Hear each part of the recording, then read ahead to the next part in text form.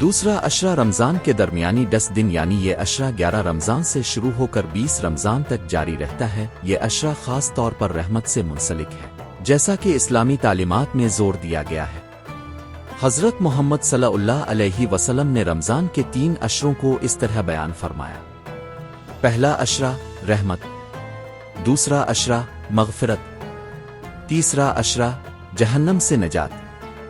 अगरचे रमज़ान में हर लम्हा रहमत शामिल है, दूसरा अशरा ख़ास तौर पर मग़फ़िरत पर जोर देता है और मुख़लिसाना तौबा और नेक अमाल के ज़रिए अल्लाह से क़ुर्बत हासिल करने का मौका फ़राहम करता है। दूसरा अशरा वो वक्त है जब अल्लाह की मग़फ़िरत बेहद ज़्यादा होती है। मुसलमानों को चाहिए कि वो अपने पिछले गुनाहों की मुआफ़ी के लिए अल्लाह की तरफ रुजू करें और खुलूस दिल से तौबा करें। इस्तिग़फ़ार को बार बार पढ़ें। तहज्जुद और दीगर नवाफिल में मुआफ़ी की दुआ कर अपनी गलतियों पर गौर करें और इखलाकी और रूहानी बेहतरी का अज़्म करें।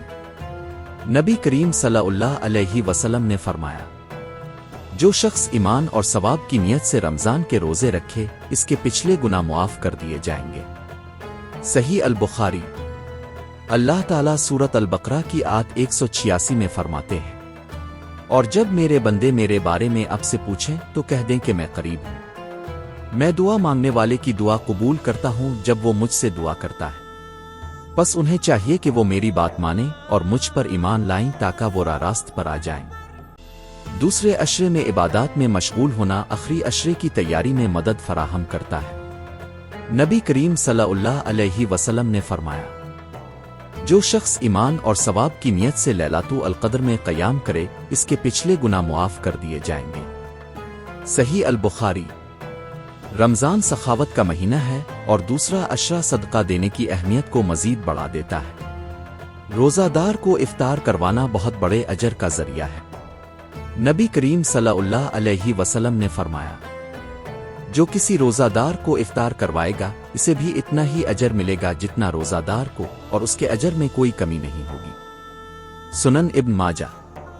रोज़ा रखने से सब्र खुद पर काबू पाने और शुक्रगुजारी के जज्बात में इजाफा होता है।